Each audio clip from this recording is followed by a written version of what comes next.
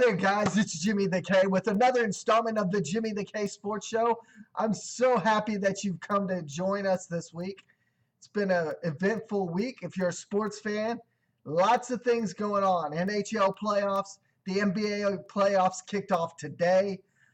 You've got baseball in full swing. Speaking of full swing, did you see the actual MLB player that literally knocked the cover off of a baseball? It can be done, believe it or not. He hit the cover off of the baseball. Pretty cool, huh? Wow, all kinds of cool things that we have going on this week. I'll tell you, last week we told you that we'd have a special guest this week.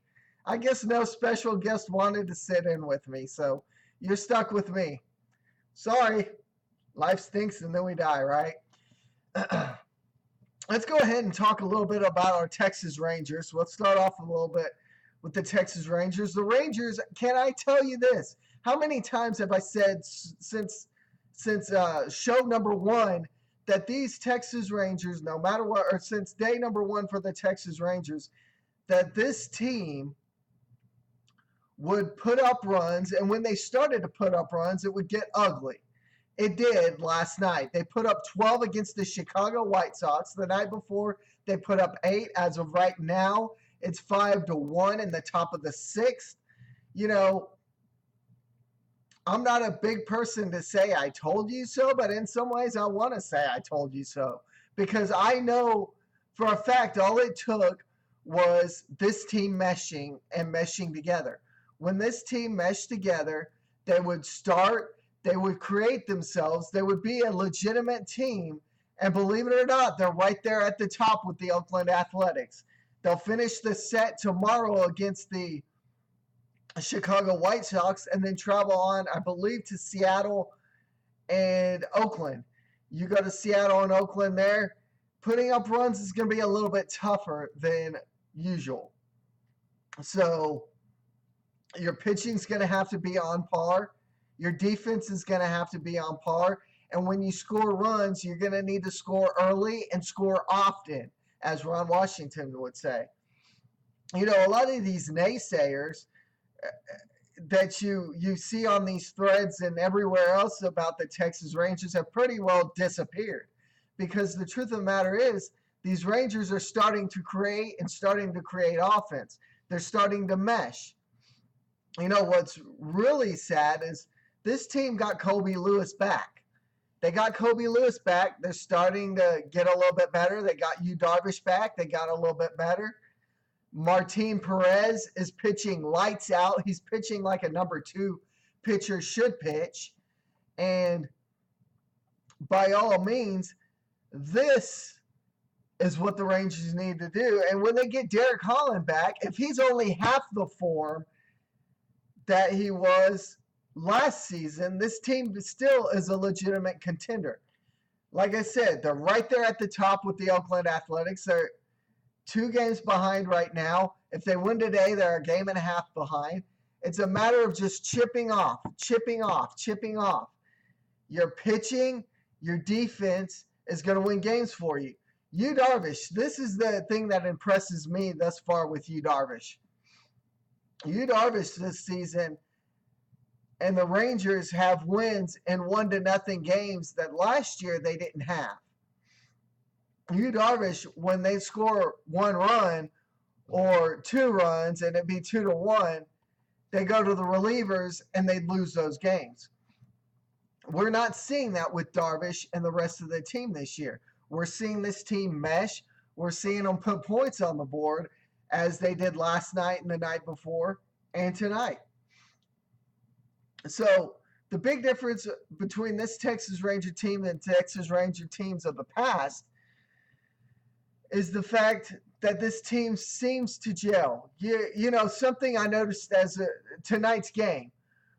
Prince Fielder hits a home run, and him and Adrian Beltre are sitting there talking together, giggling. You know, they're teammates. They're cohesively gelling like they need to.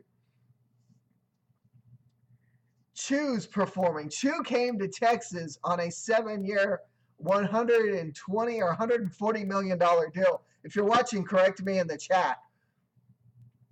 it was a pretty big deal, but they got him because of his on-base percentage. This team, believe it or not, versus lefties is hitting 293. The team is number one in stolen bases. Their offensive batting average is towards the top now. Remember, the first couple of weeks, it was kind of down at the bottom in the barrel, and we were all going, uh-oh, what's happening here? But like I said many, many weeks ago, this team would gel, and it would get ugly for teams. Last 2 or 3 nights, it started to get ugly. Now, when they get their players off the DL, when Beltre comes back, when Profar comes back, when you get Derek Holland back, when everyone is back and this team is at 100%, not saying that they're not at 100% right now, but when this team is at 100%, this team will be not only a World Series team from now, but for years to come. The biggest Major League AL West team that disappoints me as of right now, and I may be having people watch me from Houston, Chicago. I don't know where people are watching me from. You can chat with me live here if you'd like to. I'd love to know where you're watching from. But the biggest AL West disappointment to me is the Houston Astros. So I guess I can say I told you so on the fact that this offense would come together, but y'all could say I told you so on the Houston Astros. I still firmly believe they could wind up third in the AL West. But their bats are going to have to come alive and come alive fast. They started off, I think, 4-1, 5-1, and since then they're like 3-15, somewhere in there. It's something that's really ugly. If you're an Astros fan, turn off the TV. Wait for the Houston Texans because your season can only get worse, right? Not trying to knock the Texans either, but you got the Houston Lastros, as some people like to call them, and you got the Houston Texans, who will get the number 1 pick in the draft going into the NFL. And we'll go into a little bit about that here in a few minutes, but for now, we'll stick to baseball. And baseball right now, my favorite in the AL West right now to beat anybody is the Texas Rangers, and I'm not going to lie, because their pitching staff has kept them in the game. Ross, Kobe Lewis has done a fine job coming back. Yu Darvish has done an excellent job coming back, and Martin Perez has done a superb job in his starting role. On a lighter note, Tanner Scheppers hasn't. Tanner Scheppers is the name that needs to go back into the bullpen. As of today, I believe earlier today, they put him on the 15-day disabled list, or yesterday. And the biggest problem with that is we lose a key bullpen piece. When he comes back, he needs to go in the bullpen, and we got to hope and pray that he's not the next Daniel Bard. Remember, Daniel Bard for Boston, excuse me, was a reliever turned starter, went back to a reliever, and he never gained his stuff again. So we can only hope as Ranger fans that Tanner Scheppers' stuff is not gone. Because if his stuff is gone, him being in the bullpen is over with. So, all in all, the Rangers continue to play well. A team that also surprises me is the Atlanta Braves. A lot of people felt like with 2 or 3 of their pitchers going down and being out for season-ending surgeries that'll put them on the 60-day DL. They won't be back until after the All-Star break. This is a team that is impressed, a team that is cohesively gelled, as one would say. and gelled well, even without Brian McCann. Without Brian McCann and Brian McCann going to the New York Yankees, I have to give it, are at the top. They're at the top of the game right now. But you look at teams to surprise, the Atlanta Braves lost him. They lost probably one of their best players in Brian McCann. Jason Haywood has to step up. Freddie Freeman has to step up. And those guys become leaders in the clubhouse, and they have started to cohesively gel. So teams that cohesively gel, like the Rangers in Atlanta, are starting to surprise people. To me, it wasn't quite of a surprise. I knew Texas would be fine, even though their spring training was not the best. It was junk. It needed to be trashed. But, spring training means nothing. I think too many people rely too much on spring training to say, hey, the Royals were 17-3, for instance, in spring training. They're going to have a great season. When, in fact, the majority of the World Series teams have had sorry spring training records.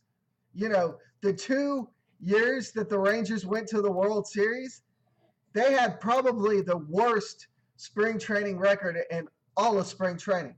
But yet they made it to the World Series. Why? Because they finally cohesively gelled. Those two teams are really surprising. The Astros, to me, are just a burden, all in all. And, I had them being third in the AL West. And I could very well be eating crow on that. Which, if I'm eating crow, I guess I'm eating crow, right? So, that's the big baseball news. Texas is starting to put up runs. They're cohesively gelling. Atlanta's cohesively gelling. A big trade that actually went on that I definitely need to tell y'all about. And I should have told y'all about this yesterday when the first news came out, was Ike Davis of the New York Mets was traded to the Pirates for a player to be named later. Right now, as of just a few minutes ago, when I looked at this last, the player to be named later was going to be probably a 2013 draft pick. So Ike Davis goes to the Pirates. The Mets get a draft pick, and the teams get better. So those are your baseball news. Now to look a little bit at some of the other sports going on. Sadly, if you're a Dallas Stars fan, this is their first playoff run since the 90s in the Stanley Cup. They're down 2-9. The head coach says that it doesn't feel like he's down 2-9. But when a team's down 2-9, it becomes difficult for them to come back and put an effort together to win 3 or 4 games. Not saying that it can't happen. It happens all the time. And for a young team like the Dallas Stars, it would take a lot. I don't see them being a favorite to go to the Stanley Cup, nor did I have them as a favorite to go to the Stanley Cup. So, with that being said, the Dallas Stars have meshed quite well this year under a new head coach, under new ownership, under new players. So you have to hand it. You have to hand it to the Dallas Stars. Excuse me. Hand it to the Dallas Stars for making it to the playoffs. No matter what, they made it to the playoffs, and they gave it their all. You have to give that to them. The other big news is the NBA playoffs. The NBA playoffs started as of today, and I'm going to go ahead and pick it. I pick the Oklahoma City Thunder actually winning the NBA Finals. Dallas Mavericks have to go up against the San Antonio Spurs in the first round. I don't see Dallas making it past the first round. San Antonio is an elite team. a team that can get to you and get to you fast. We saw that last year throughout the playoffs. They gave the Thunder a run for their money, and they made it to the NBA Finals and lost to the Miami Heat. So, you know, the big thing is I think the Spurs and the Thunder wind up back in the West, but I honestly believe this Thunder team is a lot better than last year's Western Conference Finals team. I feel like this team has done everything in their mind. They traded for Caron Butler, which I think was a brilliant trade, a trade in which I feel like as a backup player, they can expand him for years to come. And he can be that leader because I'm not quite for sure if Derek Fisher is going to continue in the role that he is with the Oklahoma City Thunder. The big question is, will the Miami Heat make it? Dwayne Wade quite isn't back to 100%. I don't know. I haven't actually read any reports on whether or not he's going to be playing in the playoffs or not. And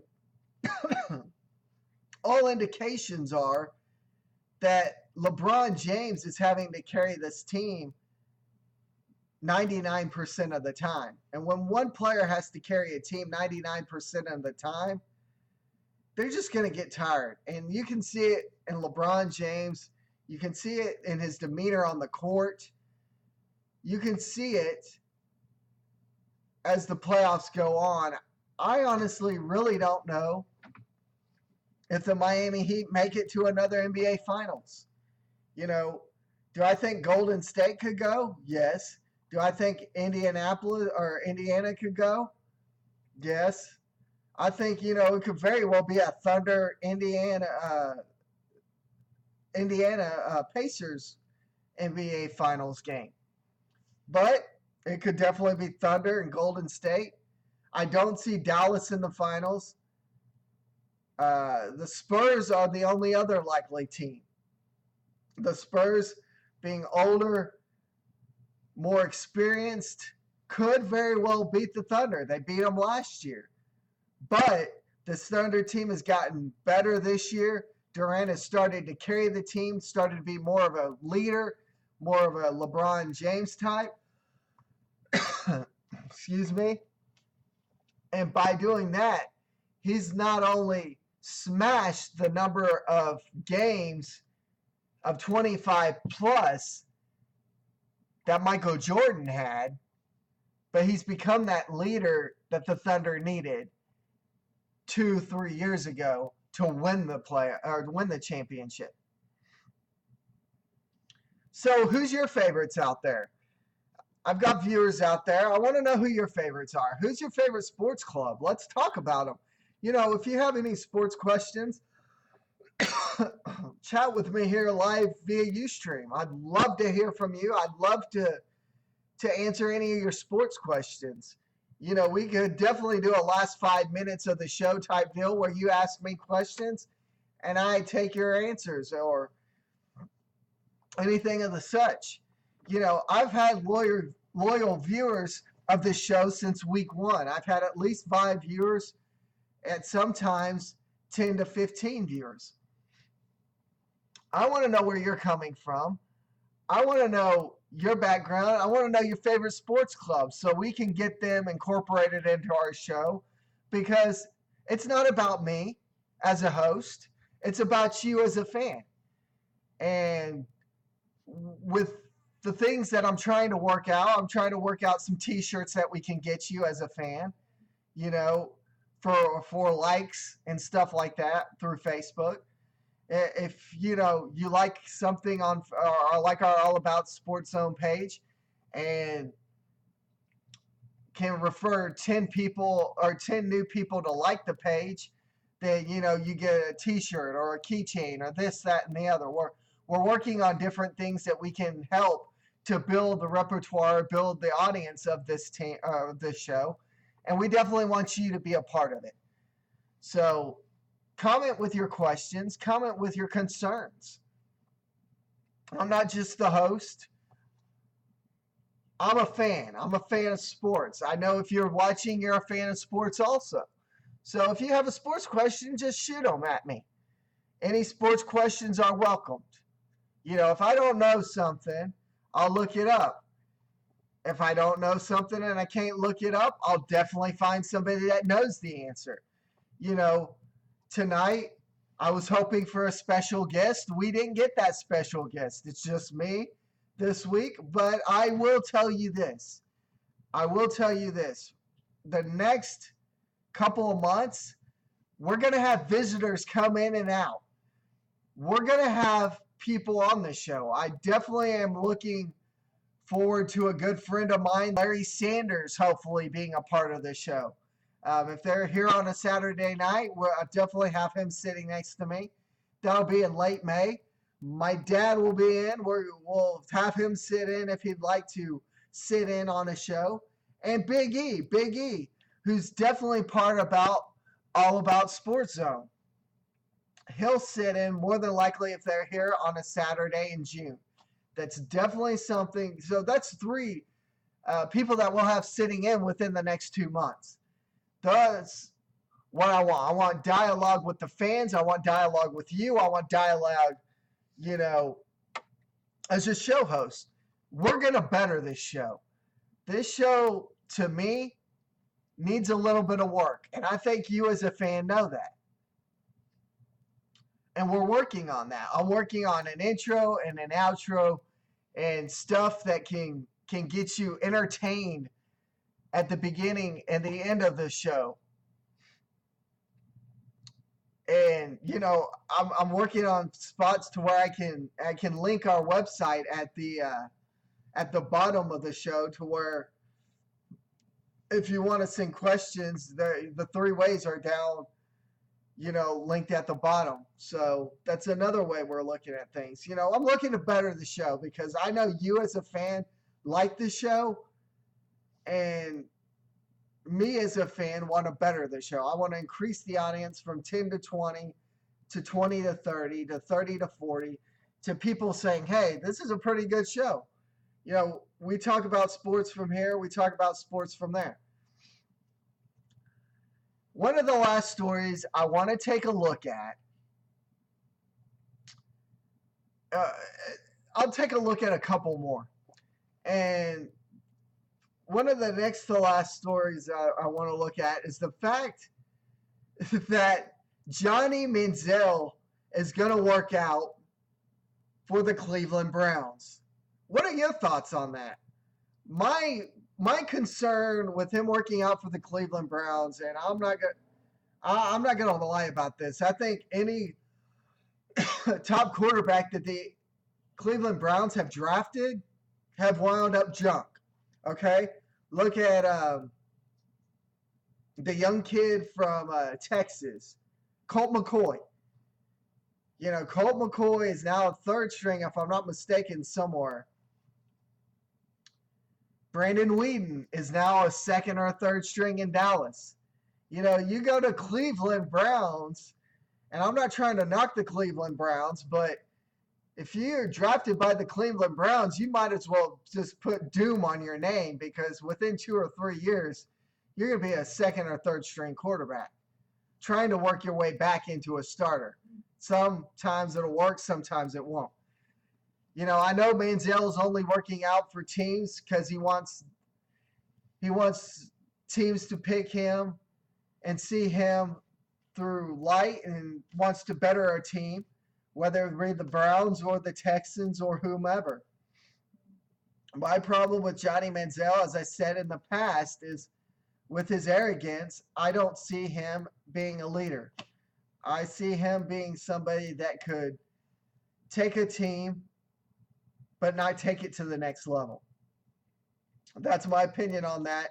We'll get more into that if we get more questions in on that. But, I wanted you to know as a fan that Johnny Manziel is working out for the Cleveland Browns. So call it doom if he's drafted. Oh, last story I definitely want to take a look at is a story that I was reading about Peyton Manning, an offensive coordinator Adam Gase. I guess that's how you pronounce it. If you're watching this, maybe you can help me pronounce it. Adam Gase of the Denver Broncos went and met with Nick Saban to talk about, Peyton Manning was talking to Saban about bettering his career, bettering some of his play schemes, this, that, and the other. But according to the CBA, the collective bargaining agreement in the NFL, you cannot, as a player or an offensive coach, go to a college and ask for their opinions on this or ask for their opinions on that when you're not in workouts. So there is some talks that the Denver Broncos, Peyton Manning, Adam Gase will all be penalized some. Not sure what it will be, but according to collective bargaining agreement in the NFL, it is illegal to do that. So you can almost bet your heart and dollar that there will be some type of fine coming down for the Denver Broncos. With that being said, I'm Jimmy the K. It's been a wonderful week. I apologize for not having the guest sit in. It happens sometimes. So, but the next couple of months there will be hosts in and out. I guarantee you that. This time, they're here on a Saturday. I'm going to tie them down. We're going to have fun. Work dialogue here and there. But I appreciate you watching. I appreciate all of you coming by, supporting the show. Remember, there's 3 ways that you can like us. You can, or get in touch with us. You can like us on Facebook. You just go to your search engine. If you're on Facebook, type in All About Sports Zone and like us through Facebook there on the All About Sports Zone page. Secondly, you can email us your questions or concerns through our All About Sports Zone email address at allaboutsportszone. That's ALLABOUTSPORTSZONE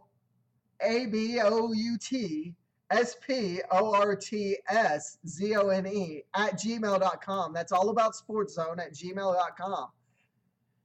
Email your sports questions, your concerns. Facebook us.